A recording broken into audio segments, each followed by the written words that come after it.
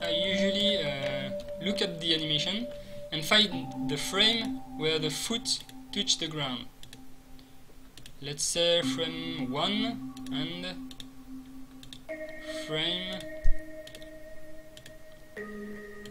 7. And I check here, let's make an audio group. I check if the animation here frame is 1 or 7 with the OR block, and if it's either this one or this one, I trigger the sound, play the step sound, and I give it the step tag, because just in case I just don't want to have two steps playing at the same time, so I stop the step sound just before.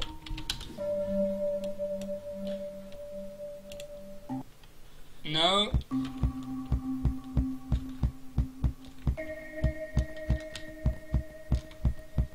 you have a good synchronized step sound, but it's working for all animations. You obviously don't want that, so you want to check first if the animation is the running animation. Animation is playing, run.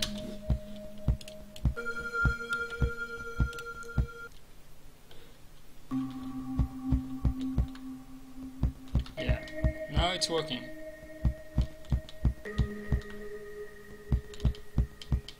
And the rhythm is pretty decent. It's synchronized with the footwork, let's say. So okay, here you have step sound. So this is done. Now we want the sound of the jump now. So what you could do, I usually mix the sound within what happens in the layout in other events, but I want to try something else now. I want to put every audio thing, except for maybe the background music. For every audio FX, I want to work in here, just to see if it's better.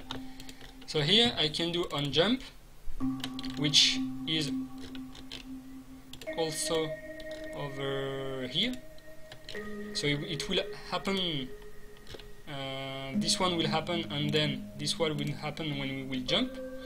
And on jump I want to trigger the jump sound,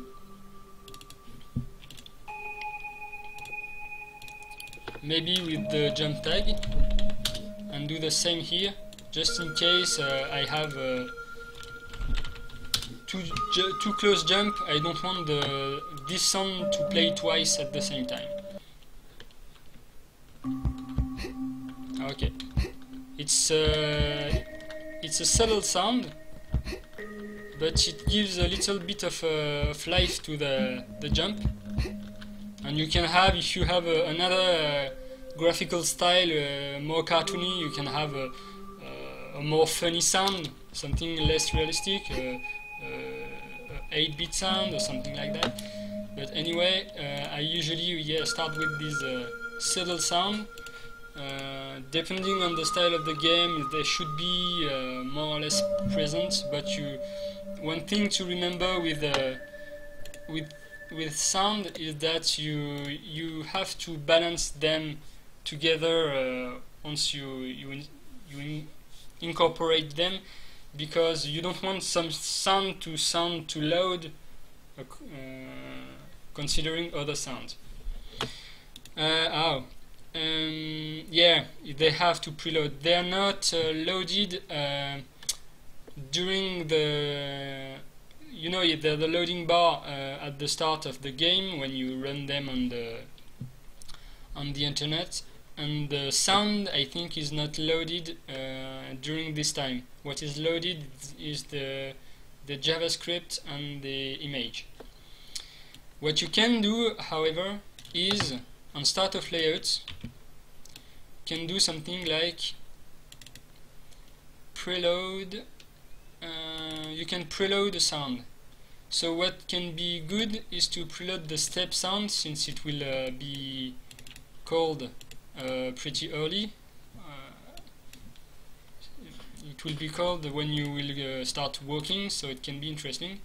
And what you can even do, but I won't do it because I would have to change some other thing, you can do something like on all preload complete and you start the game.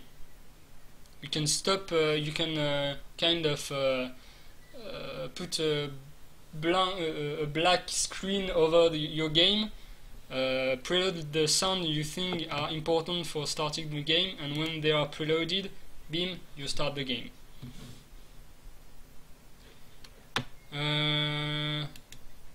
Yeah, could be an idea. But yeah, of course. You can, but what I understand in this question is I could just play the sound just to force C2 to load them to download them. But that's I think what is done here. You just don't need to do this trick. One thing, however, and I won't talk too much about iOS and Android and all that because I don't have a smartphone and I can't really give you any specific, but I think this doesn't work on iOS. It's a real pain. There's no easy workaround for sound. I think you can't even play two sounds at the same time, so iOS have to wait for a good thing. But I won't. Maybe I'm wrong. So I don't have an iPhone. I don't have an iPad. I didn't test that, but I think it's what happens. Yeah, preload. Okay. Yes, and since this course is for basis of Construct 2, we thought that talking about iOS and Android wasn't in the scope of this course, which is better for us since we don't have any experience with that. So, on jump, we have the jump working, so step, jump. Now we can checkpoint, yeah, checkpoint, why not? If you, yeah, that's maybe when I will fail at putting everything in the audio group. I just order is low. I just wanted to put it here, so yeah, I think I will just put the checkpoint sound here because it's too. It would be too weird to just copy this this event, and that won't even work because this just after this one will not work since I changed the order variable. So yeah, I prefer setting the audio here. What I could do is to trigger a function to play the audio, but that's kind of silly, I think. You better just no, you don't need the once while true. I will talk about that. You don't need this because this will just happen once. What Cat is talking about is to do this. To be sure this doesn't play more than once, but you don't need this because this will be false after this action. Order is greater than checkpoint now. Yeah, if it was something like greater or equal, it would be a problem indeed. Okay, so now we have our checkpoint, we have our jump or step. Let's see with the death. Let's go in the order now. Oh, let's check first. We have a checkpoint. Where the checkpoint? Here on second level. Let's place it here maybe. Shouldn't put a checkpoint over an enemy. You would enter a world of pain. Here, that's a better trade-off.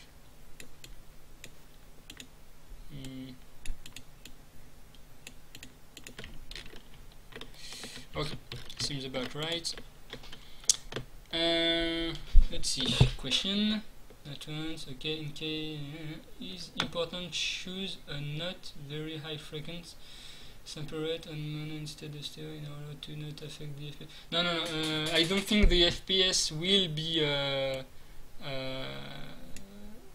I don't think there will be a problem with FPS if you have a too complex sound, but it's really a problem of download time, I think.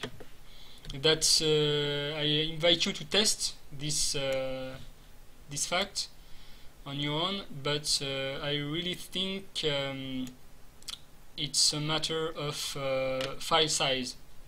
So the download, and since it's not downloaded at the same time as the image, you might get like you want your sound to start very soon, the step sound. If the step sound is a very big file, it will take time to download, and then you won't have your first step with the sound.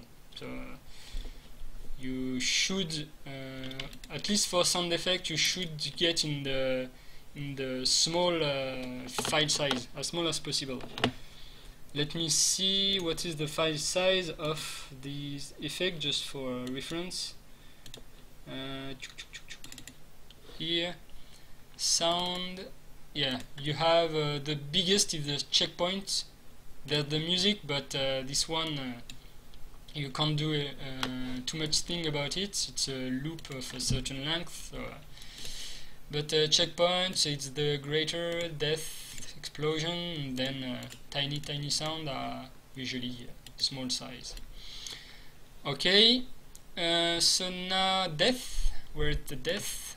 Dying, on death. Here too, I want to play the sound here. When you die, I play the sound.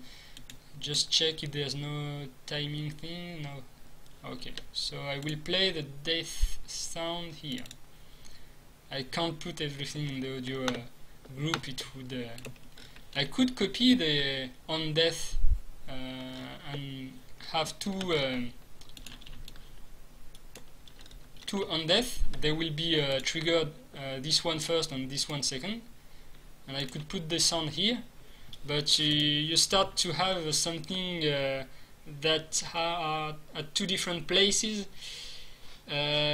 It's not a good idea. Usually you want, when you see something here, you trigger a function, you want to go to the function. Okay, the function is here, and you don't really expect the function to be defined at other places.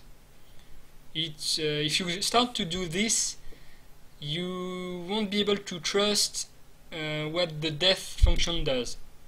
Here you can see what it does. It's under the death.